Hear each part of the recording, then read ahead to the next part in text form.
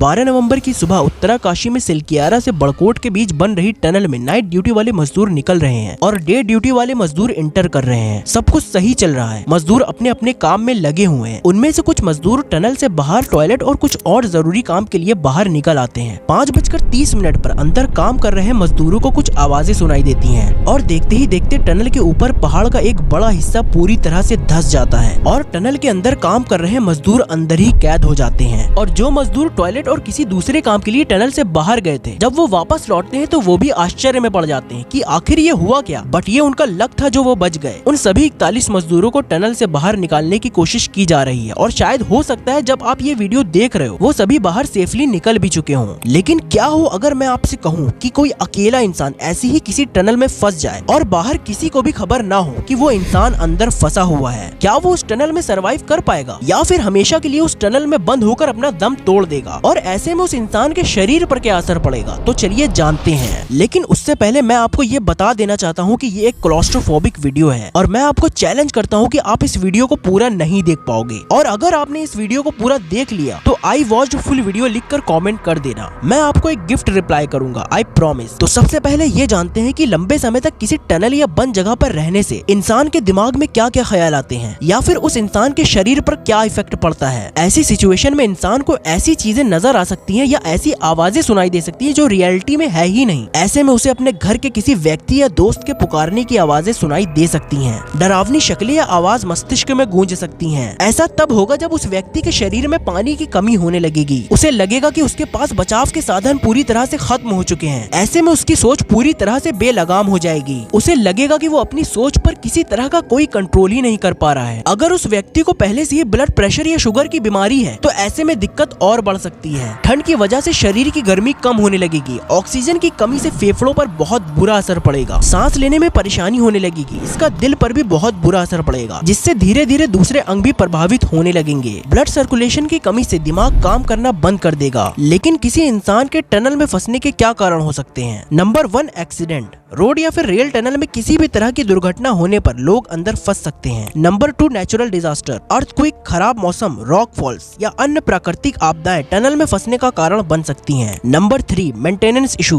Tunnel के maintenance में कमी या लापरवाही भी खतरा बन सकती है। अगर कोई इंसान इनमें से किसी भी वजह से टनल के अंदर फंस जाता है तो ऐसे में उसे क्या करना चाहिए और क्या नहीं करना चाहिए? नंबर 1, तो सबसे पहले उस इंसान को शांत रहना है और पैनिक बिल्कुल भी नहीं करना है, क्योंकि ऐसे में माइंड पर बहुत ज्यादा प्रेशर पड़ता है। इसलिए घबराहट और अंदर की भारी हवा में सांस लेने से बचने के लिए शांत रहना बहुत इंपॉर्टेंट है। ऐसा करने से वो इंसान बेटर डिसीजन ले पाएगा। नंबर 2, अगर मोबाइल या कोई और कम्युनिकेशन डिवाइस टनल में मौजूद है तो तुरंत इमरजेंसी सर्विसेज को इन्फॉर्म करना चाहिए और अपनी सिचुएशन के बारे में सही बताना चाहिए। और अगर ऐसा लगे कि रेस्क्यू में टाइम लग सकता है तो अपनी लोकेशन को मार्क करना एक अच्छा आइडिया हो सकता है। इससे रेस्क्यू टीम को उस इंसान को ढूंढने में आसानी होगी। नंबर 3, उस इंसान को स्लो और डीप ब्रेथ लेकर अपने लंग्स को पूरा भरने की कोशिश करना चाहिए। इससे ऑक्सीजन का बेटर यूटिलाइजेशन होता है। अगर उस जगह पर ऑक्सीजन लेवल बहुत ही कम है तो हेड डाउन पोजीशन अडॉप्ट करना चाहिए। इससे थोड़ा सा ऑक्सीजन और मिल सकता है। ज्यादा फिजिकल एक्टिविटी से बचने के लिए कम से कम मूवमेंट करना चाहिए ताकि ऑक्सीजन कंजम्पशन कम हो। अगर किसी ऑक्सीजन मास्क या कोई ऐसे डिवाइस का इस्तेमाल हो सकता है जो ऑक्सीजन सप्लाई कर सके तो ये उस इंसान की जान बचा सकता है। नंबर 4, अगर पानी है तो उसे बहुत ही लिमिट से पीना चाहिए, क्योंकि ऐसे में कई दिन लग सकते हैं उस इंसान को रेस्क्यू करने में। इसलिए पानी को बचा के रखना चाहिए। और पानी नहीं है तो टनल में मौजूद वाटर सोर्स को तलाश करना चाहिए। और अगर वो भी ना मिले तो एक चीज को बहुत ही मजबूरी में पिया जा सकता है। वो चीज मैं नहीं बताऊंगा, वो आपको कमेंट में बताना है। नंबर 5, अगर मोबाइल या कोई और कम्युनिकेशन डिवाइस नहीं है तो उस इंसान को अपनी जान बचाने के लिए टनल के एग्जिट पॉइंट को ढूंढना चाहिए और एग्जिट पॉइंट पर साउंड सिग्नल का इस्तेमाल करना चाहिए, जैसे कि क्लैपिंग या शाउटिंग या किसी भी तरह से अगर आवाज की जा सकती है। इससे लोगों को उस व्यक्ति के वहाँ होने का सिग्नल मिल सकता है और उस व्यक्ति की जान बच सकती है। और अगर किसी भी तरह से काम ना बने तो एक आखिरी काम किया जा सकता है। हे भगवान, हमसे जो भी पाप हुए हैं उन्हें माफ करना, हम तेरी शरण में आ रहे हैं।